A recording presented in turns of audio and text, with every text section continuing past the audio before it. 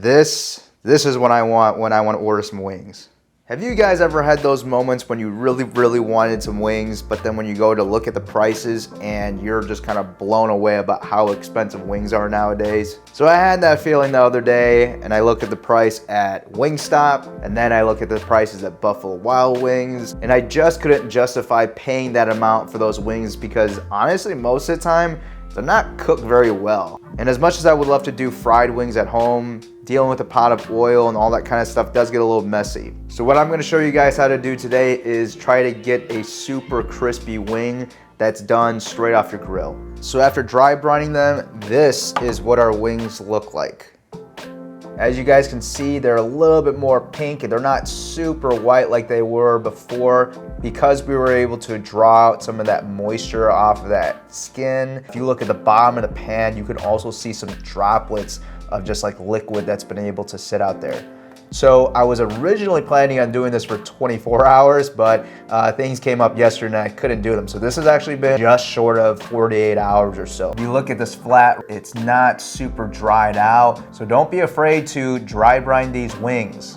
So as we're waiting for our fire to get going, let's just talk about cooking temps. So there's kind of two ways that you can go about doing this. The hot and fast method, I would say, is you're keeping your temps anywhere between 300 to 400 or so, and you're really waiting for that color to develop and get really nice and crusty just with all that convection that's inside the grill there. But if you're gonna go that method, I would suggest starting at roughly around 300 and just kind of, building up your coals because you don't want it to be really hot in the beginning to dry out that skin and then you're waiting for the interior meat of the wing to cook. The other method, the one that we're gonna be doing today, we're gonna try to stay roughly about 250 to 300. Develop some color, but not go all the way. We want the interior of the meat to be cooked, the outside to still feel pretty dry and tacky, develop a little bit of color. And then what we'll do is we'll set up our coals so that we have a really hot side like we're grilling, and then we're gonna grill off those wings to develop that finishing color and the texture at the end. I don't feel like either one is right or wrong.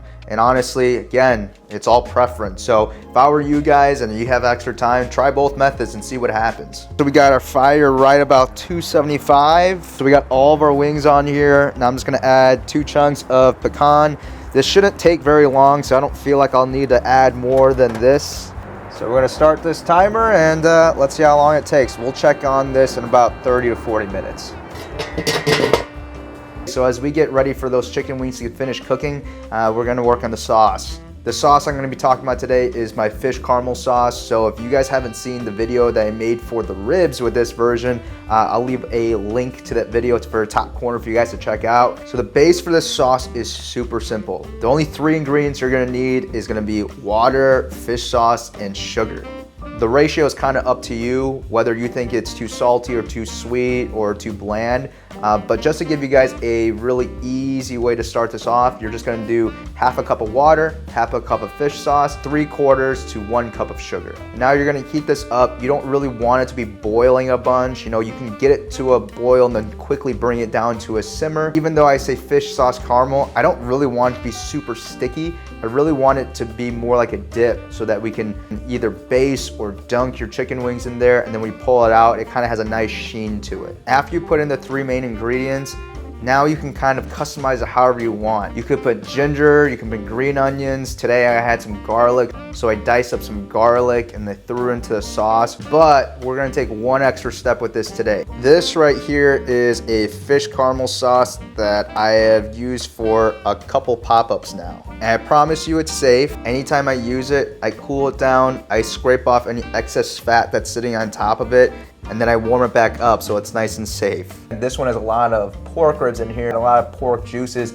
that are still in this sauce right now. This is the one reason why I also don't like taking it too far, and I like keeping it liquidy so that you can continue to use it and have it not be super reduced down. And off the top of my head, there's 3 kind of places that kind of use the same sort of idea. There's that one place where they deep fry their burgers, and then for like however many decades, and after every night they kind of clean out the oil, they heat it back up so it's this kind of like flavored oil that can continue to use to deep fry the burgers in. That other Michelin star restaurant in Mexico where they have this mole that's been going on for however many days since the restaurant has been open. And the third one that's probably most similar to this is like chicken yakitori. And a lot of those places where they take the skewers once they're done cooking and then they'll either baste it with a brush or they'll dunk it into the sauce, and that's basically what we're doing here. So as you continue to use this, you add more flavor and more complexity to it. So even though we have our base that we made today, we're gonna add a little bit of this to it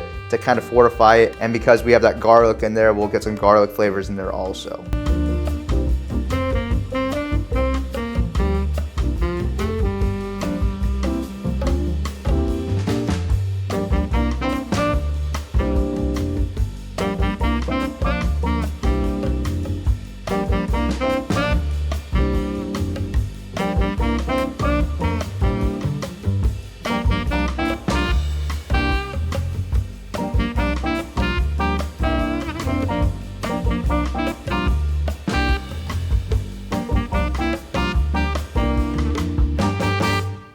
Okay, just past 40 minutes. And these are what our wings are looking like. Look at that color.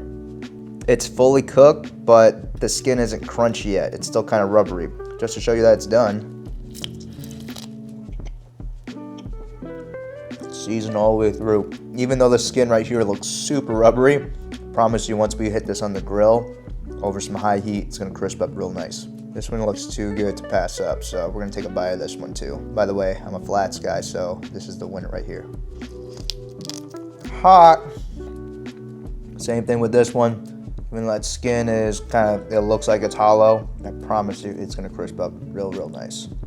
Now shout out to Mr. Panthers23 who commented on my last video talking about the hot spot. And you know what, man, you're right. This wing right here was closest to the outer edge of my kettle.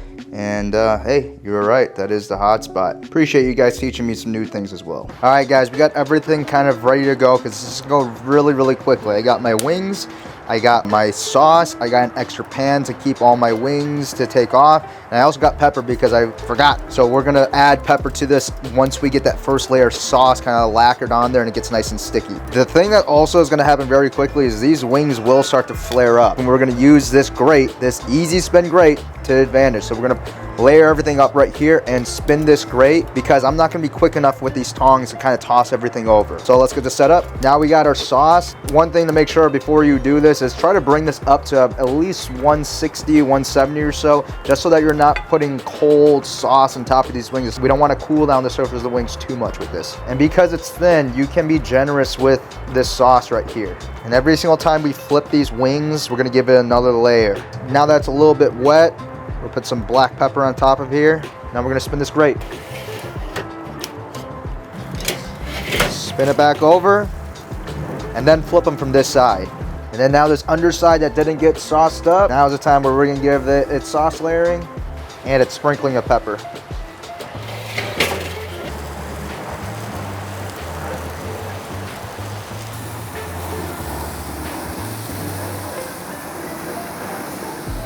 All right, guys, so here are our finished wings.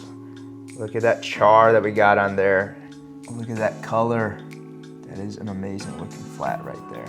Look at that gloss, that sheen. I'm gonna give it one last little drizzle of that sauce that we've had. The sauce itself is a little bit thicker. It's a little bit darker. There is some fat from the chicken. This is why we save it and we keep adding to it, because the flavors will just continue to intensify, and yeah, it's just gonna add a little bit more to that mother broth, I guess you could say, that we already got going. Now that we got that sauce on there, we're gonna add some sesame seeds. I'm gonna lime juice all these wings. Let's plate this dish up.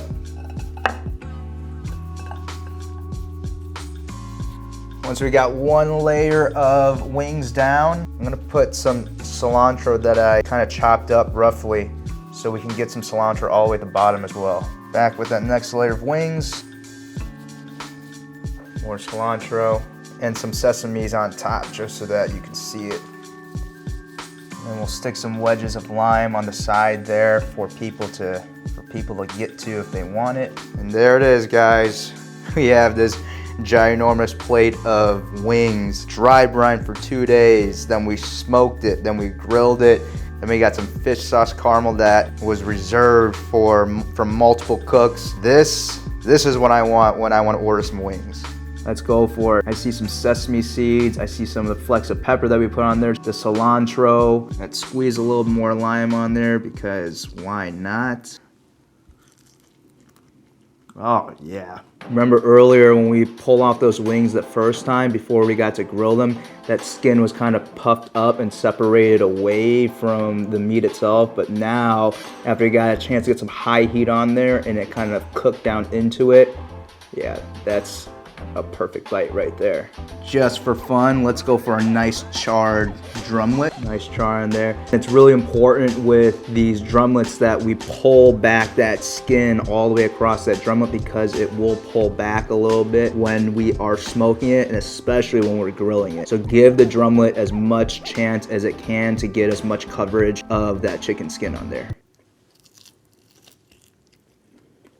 Straight to the bone with nothing left.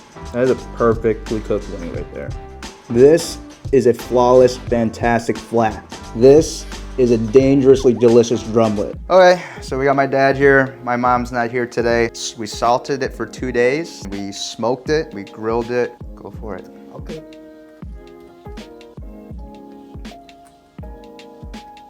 It tastes good. Yeah, especially the skin is the Beijing duck, like a Beijing duck skin, chicken skin, but it tastes like a duck skin. It's pretty good. My dad traveled to China a bunch, and so he always talks about eating duck there, so that's a huge compliment. I like it. Thank you. Right. How many thumbs?